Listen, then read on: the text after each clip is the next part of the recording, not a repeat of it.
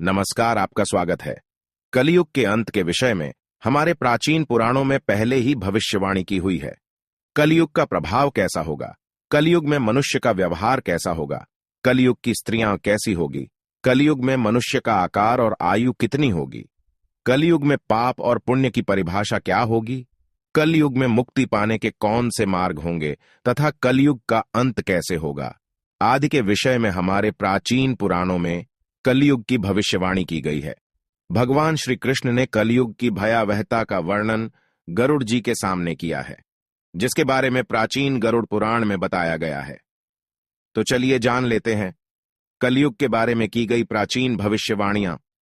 कलयुग का अंत धर्म की विफलता, अनुशासन की कमी, मनुष्यों में बढ़ती दुर्भावना, धन की लालसा, अत्यधिक काम का प्रभाव, भ्रष्टाचार से बढ़ता व्यापार, गुरुजनों तथा पूज्य लोगों की नींद, स्त्रियों में व्यभिचार और अनाचार आदि गुणों की वृद्धि, लोगों में आध्यात्मिकता की कमी आदि प्रकार के लक्षणों से कलयुग की पहचान होती है। भगवान श्री कृष्ण ने कहा था कि कलयुग में मनुष्य का मन अत्यधिक कठोर हो जाएगा। मनुष्य अशांत, चंचल, धर्म से विमुख होकर अधर्म के पथ पर चलने वाले होंगे। उन्हें शास्त्रों का ज्ञान नहीं होगा, जिसके मुख से जो भी निकलेगा उसे ही शास्त्र समझा जाएगा। कलयुग के अंत में अधर्म और आसुरी शक्तियों का विनाश होगा और पुनः नए युग का आरंभ होगा, अर्थात फिर से सत्य युग का आरंभ होगा और सृष्टि का यह चक्र चलता रहेगा। चारों युगों में कलयुग अंतिम युग होता है। सबसे पहले सत्ययुग, उसके बाद त्रेता युग, फिर द्वापर युग और अंत में कलयुग। महाभारत के युद्ध के पश्चात कलयुग का आगमन पृथ्वी पर हुआ था।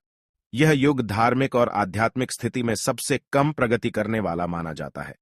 मान्यता के अनुसार आज से 3137 साल पहले महाभारत का युद्ध हुआ और कलयुग का आरंभ इस युद्ध के 35 वर्ष के पश्चात हुआ, अर्थात भगवान श्री कृष्ण के अपने धाम जाने के बाद हुआ। श्री कृष्ण कहते हैं, कलयुग में लोग अपने स्वार्थ को ही सर्वोपरि मानेंगे। धर्म का त्याग करके मटीरियलिस्टिक उद्देश्य को पाने के लिए जी जान से कोशिश करेंगे। धर्म में विश्वास न होने के कारण लोग अन्यायपूर्वक आचरण करेंगे। यदि हम आज के समय में देखें तो पाप इतना बढ़ चुका है, मानो ऐसा लगता है कलयुग का अंत अब निकट आ चुका है। लेकिन कुछ विद्वानों के अनुसार यह तो बस शुरुआत है। आगे कलयुग और भी भयानक रूप लेने वाला है। कलयुग के उस भयानक रूप को देखने की क्षमता आज के मनुष्यों के अंदर नहीं है। जब कलयुग का अंत समय निकट आएगा तो ऐसी ऐसी भयानक चीजें दिखाई पड़ेगी। मनुष्य का रूप इतना विकृत और भयानक हो जाएगा कि वह मनुष्य कम पिशाच ज्यादा दिखाई देंगे। तो आइए जान लेते हैं गरुड़ पुराण में कलयुग के अंत के विषय में क्या कहा गया है। गरुड़ पुराण के अनुसार एक बार गरुड़ जी ने भगवान श्री कृष्ण से पूछा, हे प्रभु, चारों युगों में कलयुग को ही सबसे भयंकर और दुखकारक माना गया है। इस कलयुग का अंत कैसे होगा और कलयुग का अंत समय निकट आने पर कौन से संकेत दिखाई देंगे? तब भगवान श्री कृष्ण ने गरुड़ जी को कलयुग के अंत के समय मिलने वाले भयानक संकेतों के बारे में बताया है। जब पृथ्वी पर चारों तरफ ऐसे संकेत दिखाई दे तो मनुष्य को समझ जाना चाहिए कि कलयुग का अंत निकट आ चुका है और अब सृष्टि का अंत प्रलय से होगा।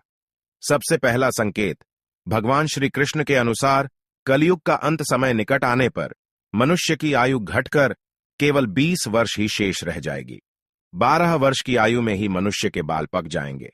उनका शरीर अत्यंत कमजोर और सफेद रंग का होगा। कलयुग में स्त्री 8 या 9 वर्ष की आयु में ही संतान को जन्म देगी। कलयुग की औरतें बहुत ही क्षीण और छोटे शरीर वाली, लेकिन अधिक भोजन करने वाली मंदभाग्या होगी। कलयुगी स्त्री कम संतान को उत्पन्न करने वाली और अत्यंत क्रोधी स्वभाव की होगी। वह अपनी संतान को दूध भी नहीं पिलाएगी और ना ही उसका पालन पोषण करेगी। दूसरा संकेत, भगवान श्री कृष्ण कहते हैं, कलयुग का अंत समय निकट आने पर संसार में पतिव्रता स्त्रियां दिखाई नहीं पड़ेगी। एक ही स्त्री कई पुरुषों से विवाह करेगी। लोग पूजा पाठ, श्राद्ध, अंतिम संस्कार, मुंडन और विवाह आदि प्रकार के कार्य नहीं करेंगे। जल के अभाव के कारण लोग स्नान नहीं करेंगे और अशुद्ध ही रहेंगे। कलयुग के अंत में लोग केवल मांसाहार ही करेंगे और कोई भी सात्विक आहार नहीं करेगा। कलयुग में लोगों के वस्त्र तने हुए और चमकीले होंगे। तीसरी बात, श्री कृष्ण के अनुसार जब कलयुग का अंत समय निकट आएगा तो वृक्षों में फल आना बंद हो जाएंगे। सभी वृक्ष फल रहित हो जाएंगे। सृष्टि में हर तरफ केवल शमी के वृक्ष ही दिखाई देंगे। मनुष्य शाकाहार छोड़कर केवल मांस का ही भक्षण करेंगे। कलयुग का भोजन तामसिक और रोग उत्पन्न करने वाला होगा। इसी कारण से लोग जल्दी ही बूढ़े होकर मर जाएंगे। कलयुगी मनुष्य गाय की पूजा करना बंद कर देंगे। सभी गाय का मांस खाएंगे। गायों को केवल दूध और मांस के लिए ही पाला जाएगा। चौथी बात, कलयुग का अंत समय निकट आने पर अल्प वृष्टि होगी, अर्थात बहुत ही कम बारिश होगी। खेत अनाज नहीं उगा पाएंगे। धान्य का आकार बहुत ही छोटा होगा और फलों में रस भी उत्पन्न नहीं होगा। मनुष्य भूख और प्यास के कारण ही मरने लगेंगे। मनुष्य को केवल बकरियों का दूध ही प्राप्त होगा। पांचवी बात, जब कलयुग का अंत होने वाला होगा तब भगवान विष्णु सूर्य के किरणों में विराजमान होकर पृथ्वी का संपूर्ण जल सोख लेते हैं। आकाश में चारों तरफ 7 सूर्य दिखाई देंगे। इन सभी सूर्यों के प्रभाव से संपूर्ण सृष्टि जलकर खाक हो जाएगी। तत्पश्चात रुद्र रूपी भगवान विष्णु संपूर्ण संसार को दग्ध करके अपने श्वास से मेघों को उत्पन्न करेंगे और ये मेघ भयंकर गर्जना करते हुए अगले 100 वर्षों तक आकाश से जल की वर्षा करेंगे और सृष्टि की उस भयंकर अग्नि को शांत कर देंगे।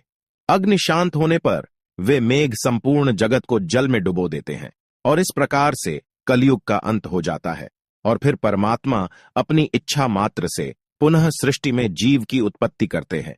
तो दोस्तों, इस प्रकार से गरुड़ पुराण में कलयुग के अंत का वर्णन किया गया है। उम्मीद है आपको यह जानकारी अच्छी लगी होगी। वीडियो को लाइक जरूर करें, साथ ही चैनल को सब्सक्राइब करना ना भूलें। आप सभी का धन्यवाद।